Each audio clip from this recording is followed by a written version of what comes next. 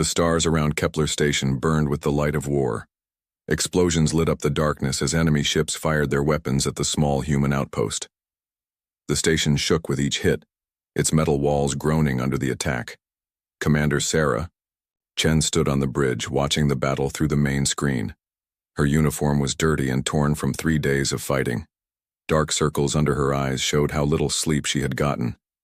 Around her, the crew worked at their stations, trying to keep the station's weapons and shields working. "Shield strength down to 30%, called out Lieutenant Torres from his position. His voice was tired but steady. "The forward cannon is offline. Engineering says they need at least an hour to fix it." Sarah nodded but said nothing. ND, hour was time they did not have. Outside the station, the enemy fleet filled the space around them. The Zephyrian ships looked like giant insects made of metal and flesh. Their hulls were dark and wet, pulsing with strange lights. More than 200 of these ships surrounded Kepler Station. The Zephyrians were not like humans or any of the other species in the galaxy. They looked like huge bugs that walked on 2 legs. Their skin was hard like shells, and they had 4 arms with sharp claws. Their eyes were black and showed no mercy. They had come to take the station and everything in it. Admiral HFY watched the battle from his own ship. He was not human but had been fighting alongside them for many years. His people, the Saurians, looked like walking lizards. They were smart and good at war, but even HFY was worried about this fight.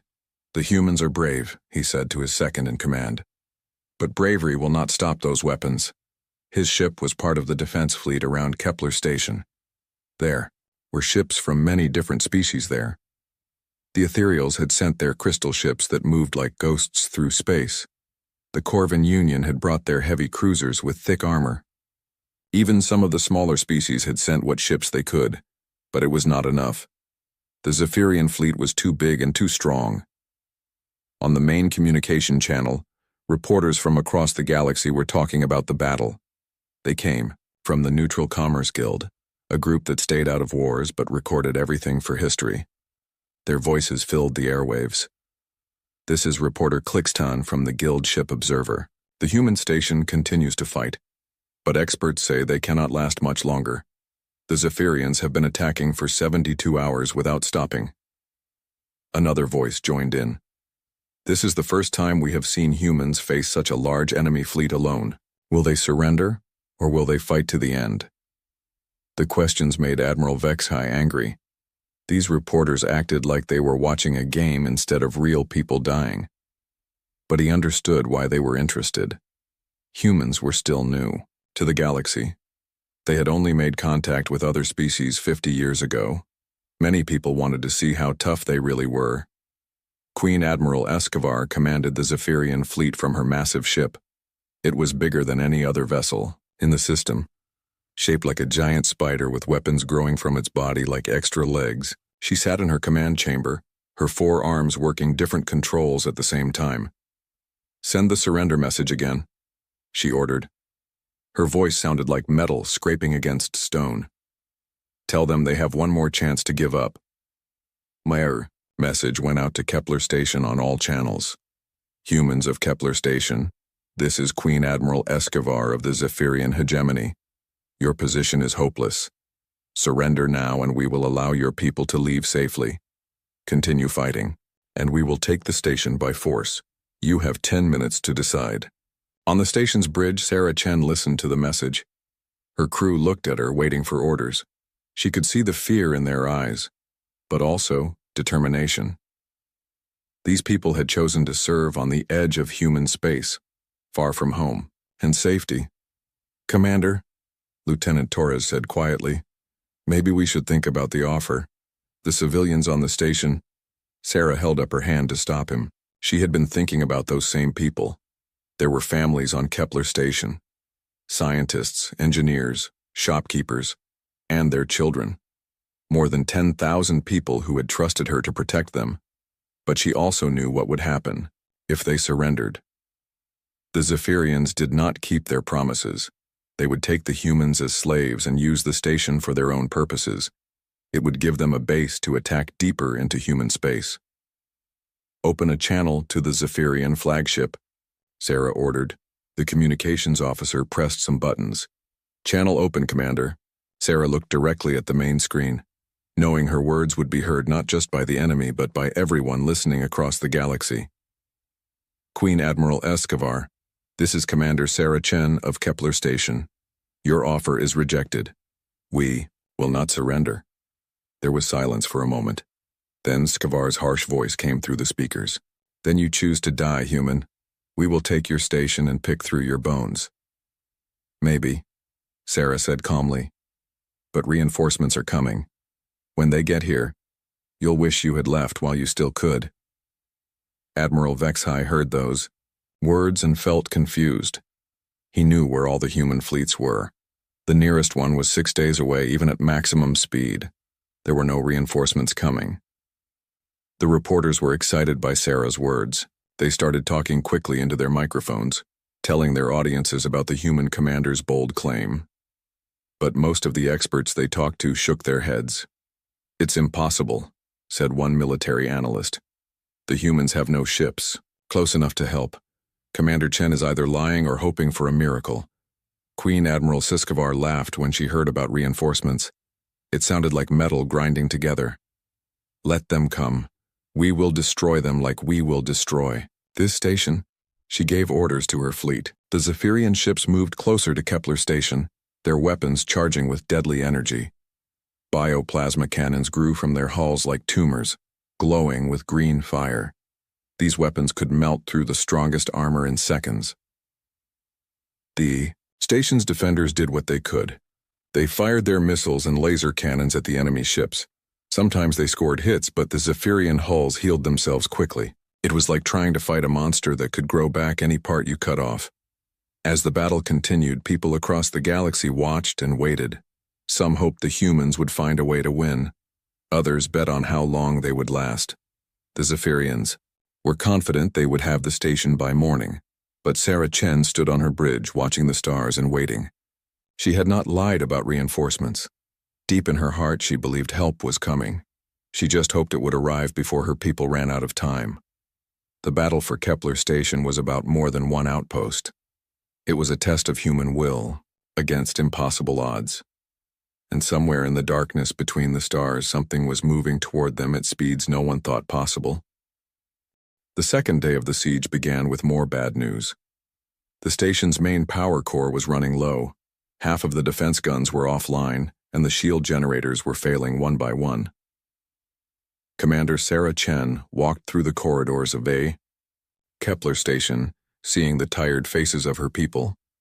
In the medical bay, doctors worked on wounded soldiers and civilians. The smell of burnt metal and medical supplies filled the air. Sarah stopped to talk to some of the injured, telling them they were doing great and that help was coming. She hoped her voice sounded more confident than she felt. "Commander, Doctor," Martinez said as she prepared to leave. "We're running out of medical supplies, and some of these people need treatment we can't provide here." Sarah nodded. "Do what you can, Doctor. This will be over soon." She hoped that was true. Back on the bridge, Lieutenant Torres was studying the sensor readings. The Zephyrian fleet had moved even closer during the night. Their ships formed a perfect circle around the station, blocking any chance of escape. "Any word from Earth Command?" Sarah asked. "Nothing new," Torres replied. "Admiral Harrison says the nearest fleet is still 5 days out. He suggests we consider evacuation." Sarah almost laughed. Evacuation to where? The Zephyrian ships would destroy any transport that tried to leave. They were trapped like mice in a cage, waiting for the cat to get hungry enough to pounce. Admiral Vexhai had spent the night moving his ships to better positions. His Saurian engineers had worked hard to repair damage from yesterday's fighting, but he knew it would not be enough. The Zephyrians were just playing with them now like a predator that enjoys watching its prey suffer. "Sir," his sensor officer called out, "I'm getting something strange on long-range scanners." Vexhai walked over to look at the readings. At the very edge of the system, something had appeared. It looked like a ship dropping out of faster-than-light travel, but the signature was wrong. "What type of ship is it?" he asked. The officer shook his head. "I don't know, sir. The energy pattern doesn't match anything in our database. It's not Zephyrian, not ethereal, not Corvin. It might be human, but it's using some kind of drive system I've never seen. Across the system, other ships were picking up the same reading. The reporters from the Neutral Commerce Guild were excited by this new development. They started broadcasting updates to their audiences.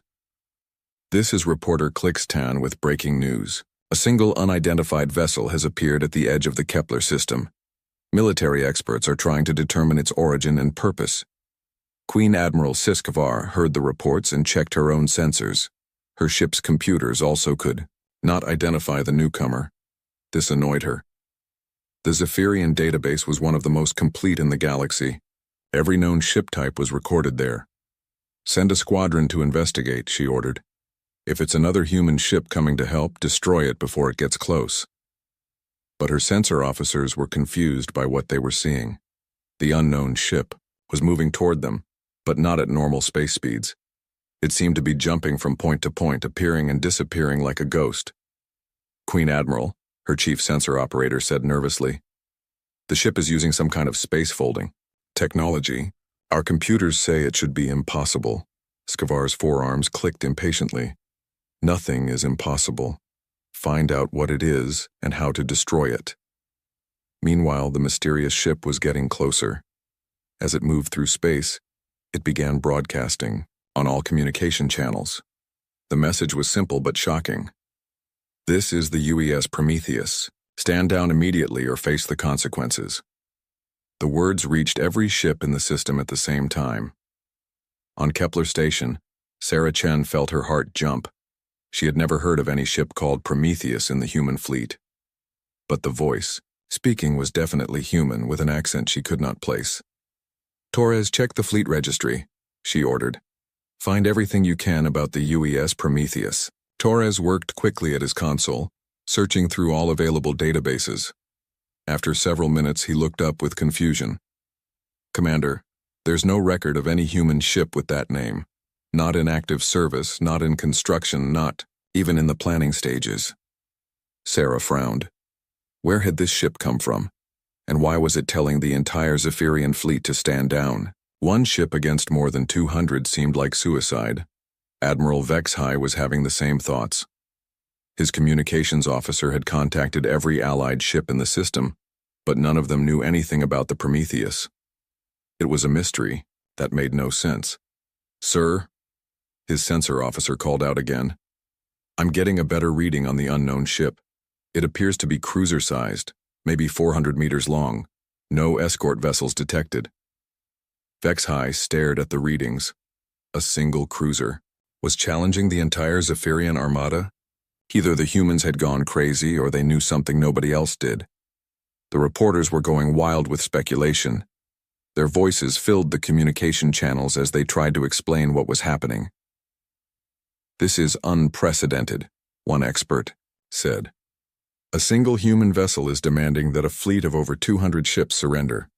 Either this is a desperate bluff, or the humans have developed some kind of new weapon technology." Queen Admiral Siskovar decided she had heard enough. She gave orders to her squadron commanders. "Intercept and destroy the human ship before it gets closer. Use overwhelming force. I want to send a message to anyone else who might be watching." 12 of her heavy destroyers broke away from the main fleet and moved toward the approaching Prometheus. These were powerful ships, each one capable of destroying several human cruisers in normal combat. Their bioplasma cannons charged with deadly energy, ready to turn the mysterious newcomer into space dust.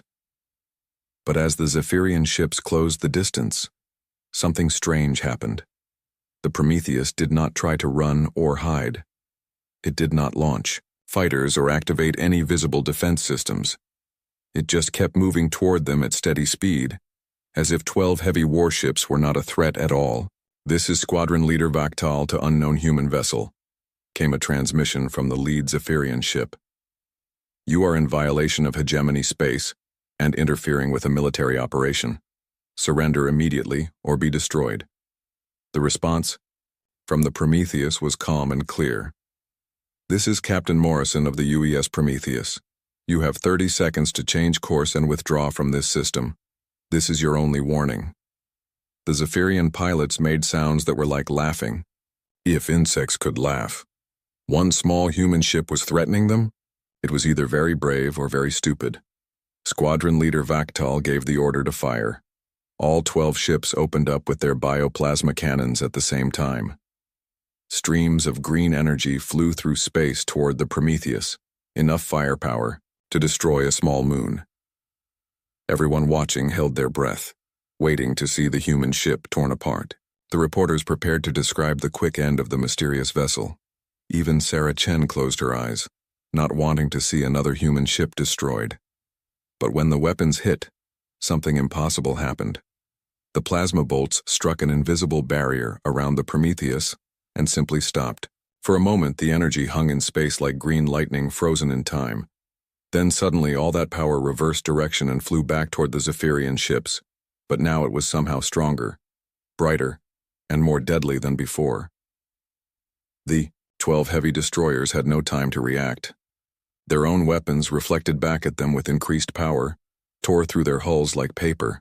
In seconds, all 12 ships were reduced to glowing debris scattered across space. Silence fell over the battlefield. Every ship, every station, every reporter stopped talking.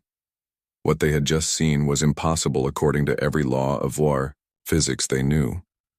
Energy shields could absorb or deflect weapons, but they could not reflect them back with greater power than they had originally. Queen Admiral Skvar stared at her sensors, not believing what they told her. 12 of her best ships had been destroyed by their own weapons. The human vessel continued approaching, undamaged and seemingly unconcerned by what had just happened. For the first time since the battle began, fear crept into her thoughts. What kind of ship was this Prometheus? And what other impossible things could it do? The destruction of 12 Zephyrian ships in seconds had changed everything. Across the system, military commanders tried to understand what they had just witnessed. The reporters fell silent for the first time since the battle began, their voices caught in their throats. Queen Admiral Seskavar felt something she had never experienced before. Uncertainty. In all her battles across the galaxy, she had never seen weapons that could do what the Prometheus had just done. Her claws clicked nervously against her command chair as she watched the human ship continue its approach.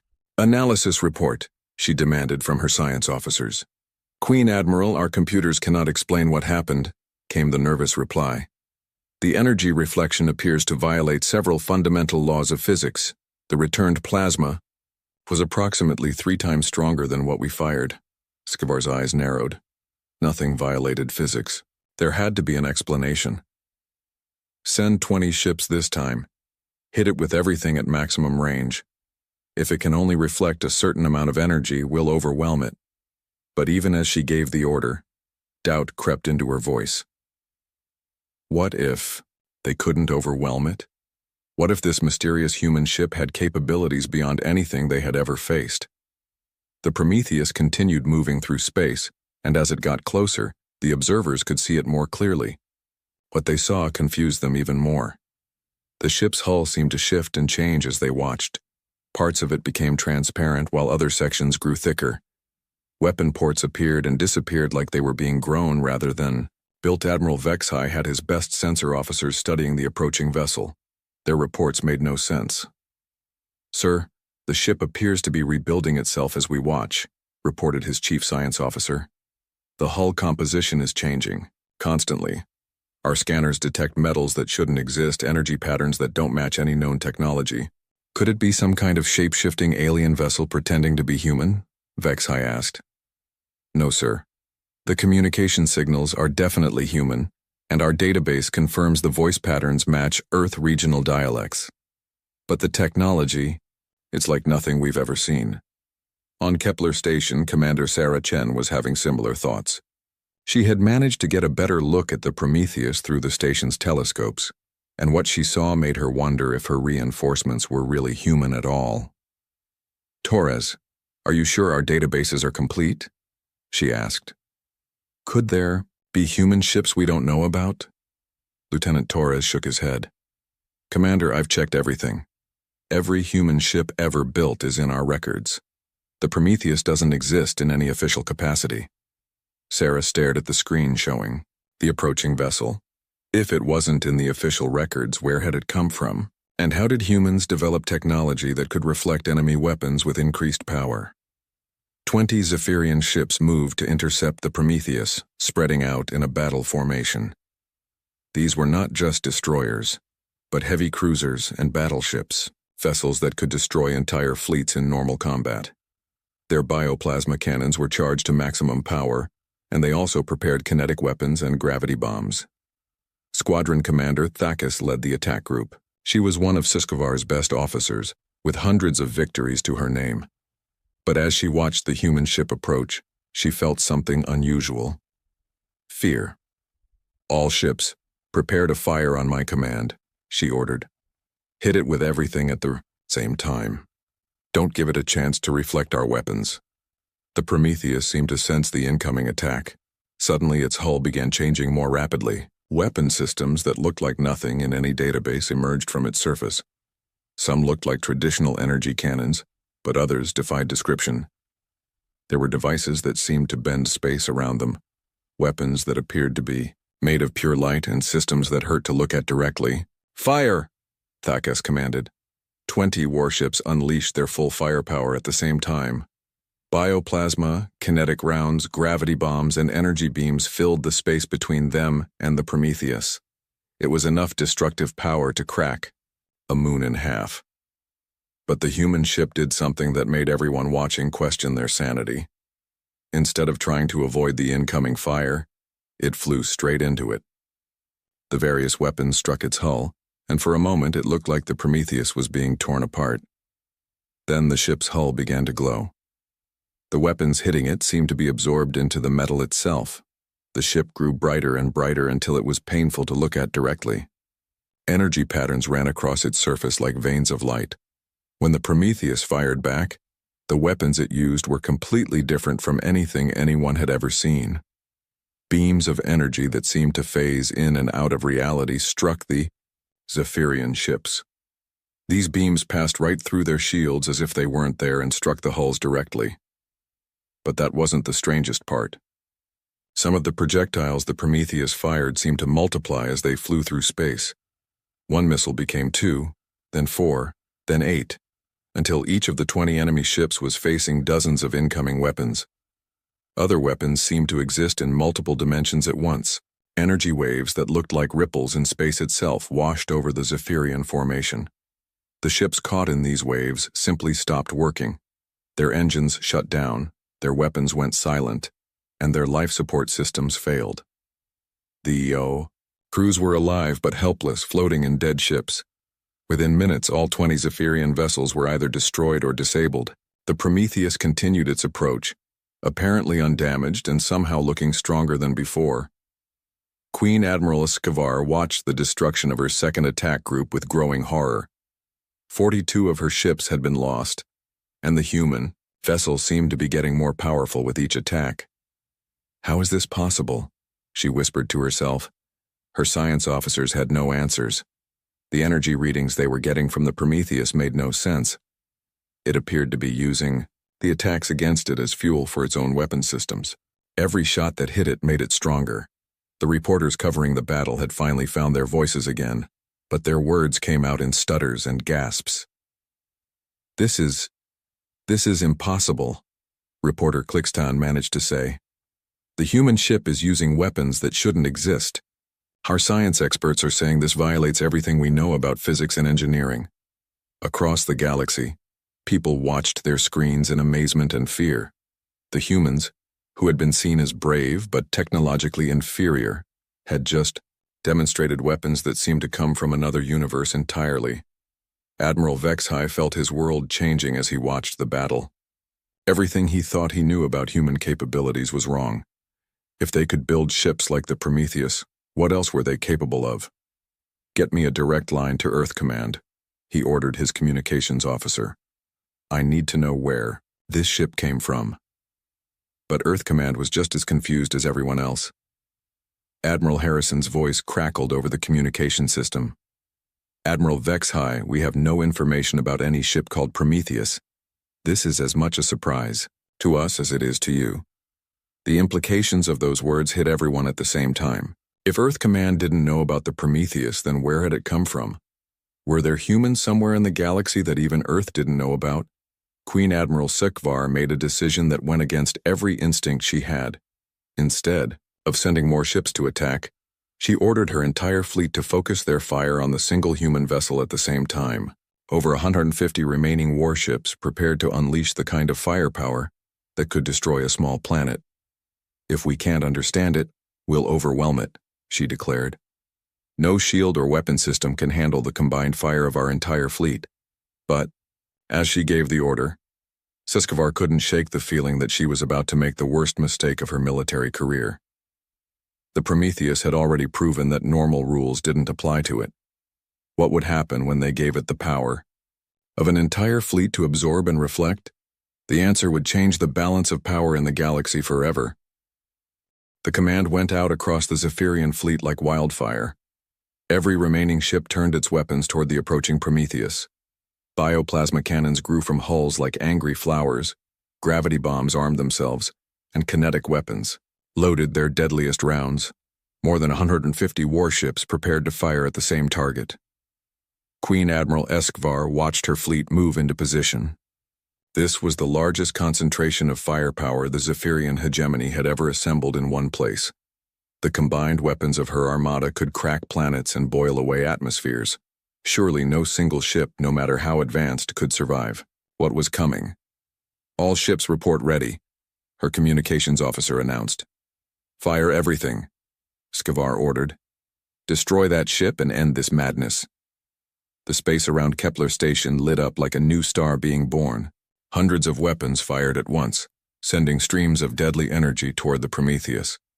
The amount of firepower crossing that distance was beyond anything most people had ever imagined possible.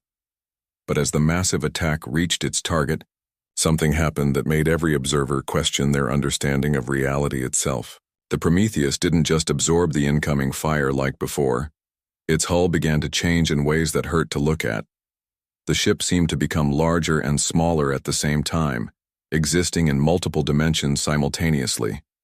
The weapons, fire struck the vessel and simply disappeared. Not reflected, not absorbed, but gone as if it had never existed. The energy patterns around the Prometheus grew so complex that sensor equipment across the system began to fail just trying to record them. Then the human ship began to glow with power that came from somewhere beyond normal space. When it finally responded to the attack, what it unleashed was not weapons in any sense that the galactic community understood. Waves of energy that looked like cracks in reality itself spread out from the Prometheus.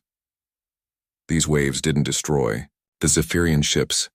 Instead, they simply turned off everything that made them work. Engines stopped, weapons powered down, life support systems went silent, and even the biological components of the ships went into some kind of sleep state. In less than 10 minutes, the entire Zephyrian armada was floating helpless in space.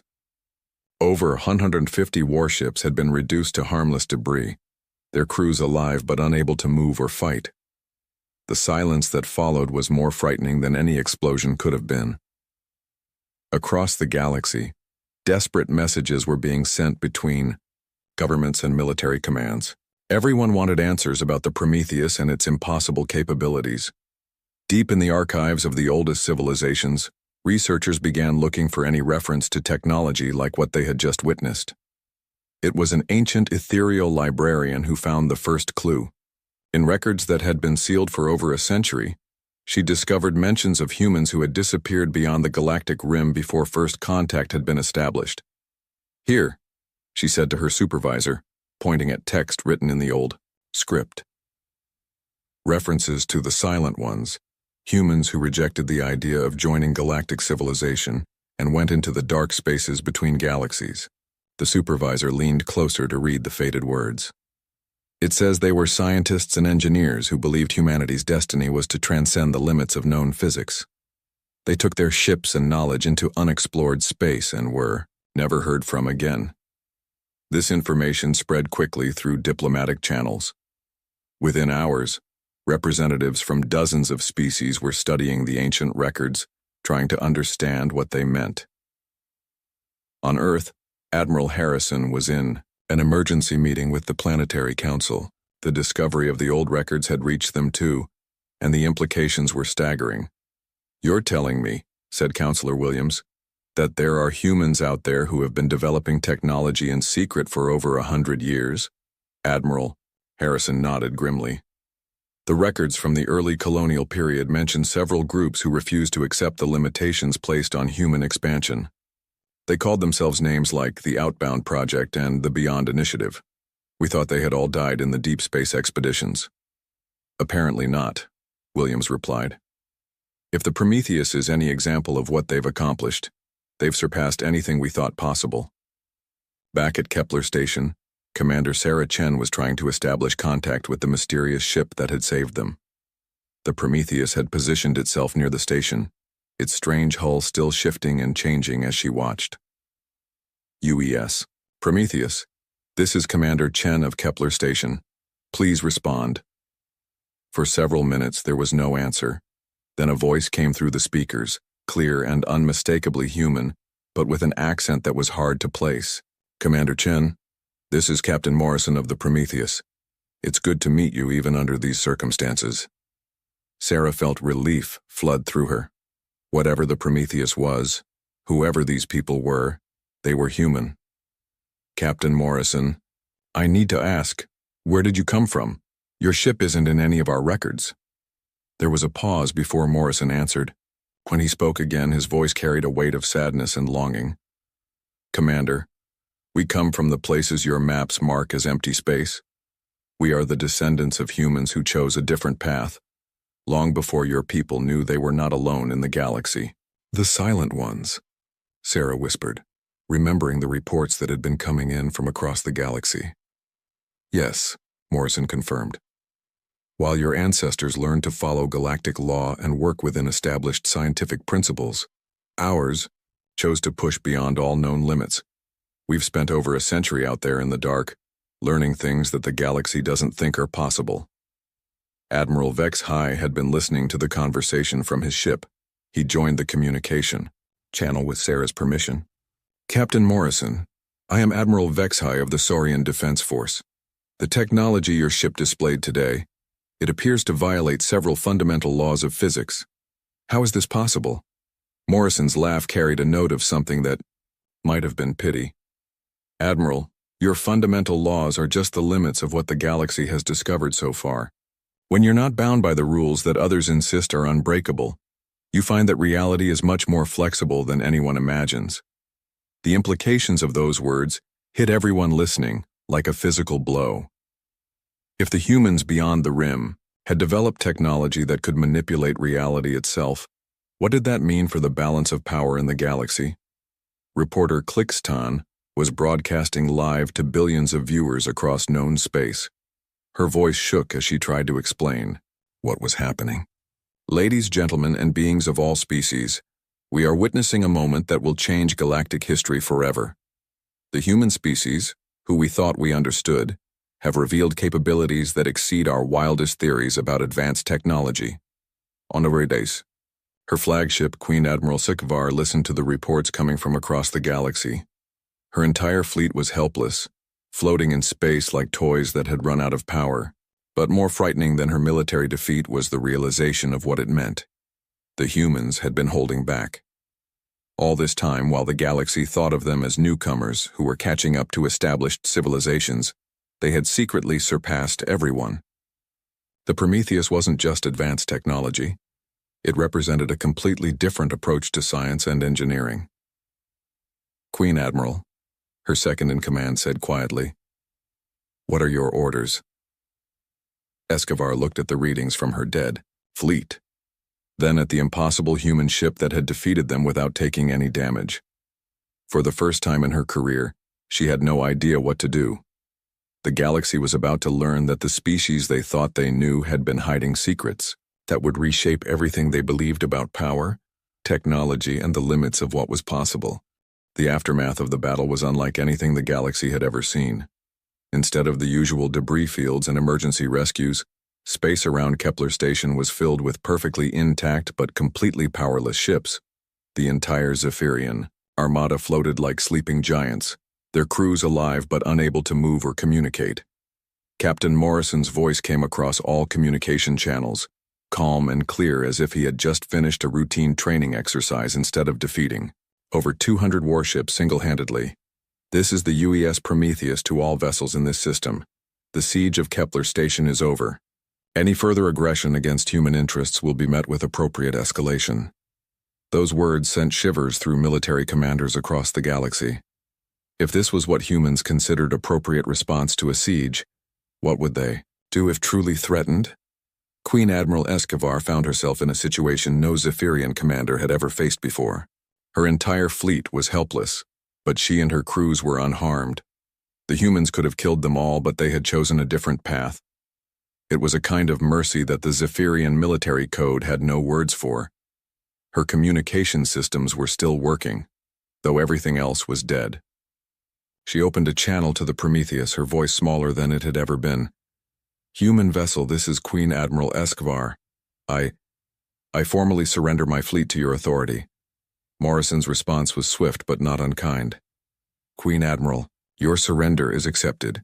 Your ships will be restored to minimal power in 1 hour. You will then have 24 hours to leave this system and never return. Any Zephyrian vessel that approaches human space in the future will face the same fate as your fleet today."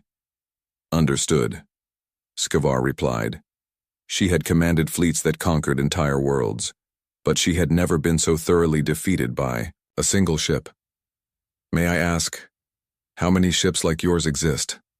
There was a long pause before Morrison answered, and when he did, his words chilled every listener to the bone. "That, Queen Admiral, is information your people are not ready to know." Across the galaxy, emergency sessions were being called by every major government. The revelation that humans had secret colonies beyond known space, equipped with reality-defying technology, had turned the political landscape upside down overnight. The ethereal High Council, which had existed for thousands of years and considered itself the most advanced civilization in the galaxy, held an unprecedented emergency meeting. Their crystal ships, once thought to be the pinnacle of engineering, now seemed primitive compared to what the Prometheus had displayed. "The humans have been among us for 50 years, said Council Leader Zephi, her voice like singing glass. "In all that time, they appeared to be learning from us, following our lead in technology and diplomacy. We never suspected they had capabilities that exceeded our own." Council Member Veltar nodded gravely. "The question now is what this means for our position in the galactic community. If the humans have been holding back this much power, what are their true intentions?" Similar conversations were happening in the capitals of every major species. The Corvin Union called back all their fleets from human borders. The Nexus Syndicate immediately began revising their trade agreements to favor human interests. Even the mighty Titan Collective, whose ships were the size of small moons, started treating human diplomatic messages with new respect. On Earth, the revelation about the Silent Ones had sent shockwaves through the government and military. Admiral Harrison found himself in the uncomfortable position of having to explain to the Planetary Council why Earth Command knew nothing about their own species' greatest achievement. "Sir," reported his intelligence chief, "we've been going through the old colonial records. There were at least 6 major expeditions that left Earth in the early 2100s before we made contact with the Ethereals. All of them were officially listed as lost." Admiral Harrison studied the files. The Outbound Project, the Beyond Initiative, the Deep Reach Expedition, these were some of our brightest scientists and engineers. If they survived and have been developing technology for over a century, then we're looking at human capabilities that even we don't understand, the intelligence chief finished. Back at Kepler Station, Commander Sarah Chen was preparing for a conversation that would change her life forever. The Prometheus had requested a private communication channel just between her and Captain Morrison. "Commander," Morrison's voice was warm but carried the weight of years, "I wanted to speak with you personally before we depart." "Captain, I need to know," Sarah said. "Are there more ships like yours? More humans out there beyond our borders?" Morrison was quiet for a long moment. When he spoke, his words painted a picture that Sarah could barely comprehend. "Commander, what you call human space is just the beginning. Beyond the rim, in the spaces between galaxies, There are colonies that would seem like magic to your people. We've learned to reshape matter at the atomic level, to bend space and time to our will, to build ships that exist in multiple dimensions simultaneously. Sarah felt her worldview shifting. Why didn't you ever contact Earth? Why stay hidden? Because we knew this day would come, Morrison replied. We knew that eventually, humanity would face a threat that required more than conventional weapons to defeat. We've been watching, waiting, preparing for the moment when our people needed protection. And now? Now the galaxy knows that humanity is not what they thought we were. Trade agreements will be renegotiated, military alliances will shift, and diplomatic relationships will be rebuilt from the ground up. Your people will benefit from this knowledge, but they must be careful not to let it go to their heads. As if to emphasize his point, Morrison's next words carried a warning that sent chills down Sarah's spine. Commander, the Prometheus is not alone. There are signals beginning to appear on long-range sensors across human space. Other ships are moving toward inhabited systems, not to threaten anyone, but to make a statement. The galaxy needed to understand that humanity has friends in very high places. Sarah looked at her sensor readings and saw what he meant. Across human territory, mysterious signatures were appearing on the edges of solar systems. Ships that used the same impossible technology as the Prometheus were positioning themselves near human colonies and trade routes. The message was clear to anyone with the intelligence to understand it. Humanity was under protection from forces that could rewrite the laws of physics themselves. In the days that followed, the galaxy watched as trade routes shifted, military budgets were recalculated, and diplomatic protocols were rewritten. Species that had looked down on humans as junior partners now competed to offer the most favorable agreements. The balance of power had shifted overnight. Reporter Clickstown filed her final report on the Battle of Kepler Station with words that would be remembered for generations. What we witnessed here was not just a military victory, but the revelation of a truth that changes everything we thought we knew about the galaxy. The humans, who we believed were newcomers trying to find their place among established civilizations, have shown us that they were never catching up to us at all. They had already surpassed us and were simply waiting for the right moment to reveal their true capabilities. As the Prometheus prepared to depart, Captain Morrison sent one final message to Commander Chen. This one was private, meant only for her. Sarah, tell your people that the outer colonies remember their origins. Earth's children are never truly alone. We chose a different path long ago, but we never forgot where we came from. When humanity needs us, we will answer.